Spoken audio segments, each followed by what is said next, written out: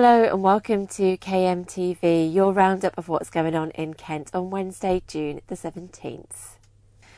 A 74-year-old man from Canterbury has died after reportedly jumping onto a railway line to save a woman who'd fallen from a bridge. He was hit by a train near to Chartham station yesterday morning. British Transport Police say the woman is in a serious but stable condition in hospital. She's been named locally as 38-year-old Ella Akehurst. A Kent teacher who had an affair with a female pupil has been banned from teaching for life. Kieran Caw's got the details. Well, Lauren Chandler, who taught PE at Dover College, was accused of taking the teenager to her parents' house during school holidays. It was also proved the pair had exchanged flirty text messages.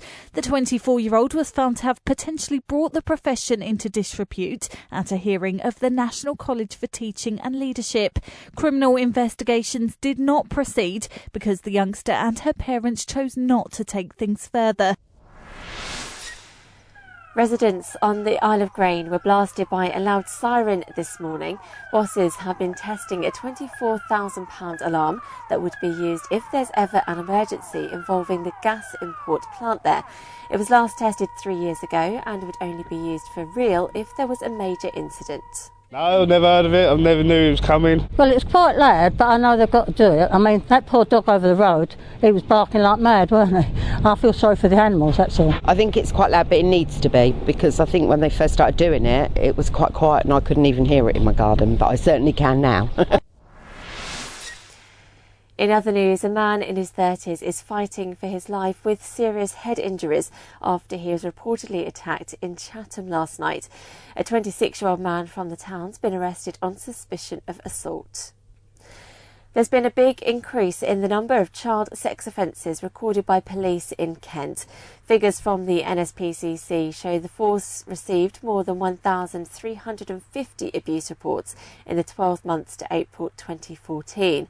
That's up almost 70% on the previous year. And there's been a big drop in the number of people in Kent claiming job seekers allowance, according to new stats.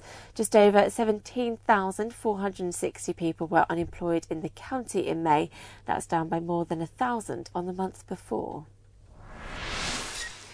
Football and Gillingham will be starting next season at home. The fixtures for the new campaign have been released and you can see them at KentOnline.co.uk. The Gills will be welcoming Sheffield United to Priestfield in League One on the 8th of August.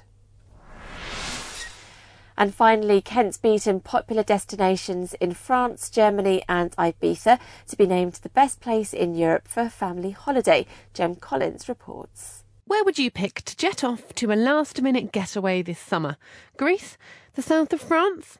Well, that's what you might think. But apparently, according to the experts at Lonely Planet, people would actually much rather touch down at a train station like this one here in Kent. The county was picked by experts as part of the Lonely Planet's Best in Europe 2015 guide, with its retro beaches and the reopening of Dreamland helping to pip more well-known destinations to the post.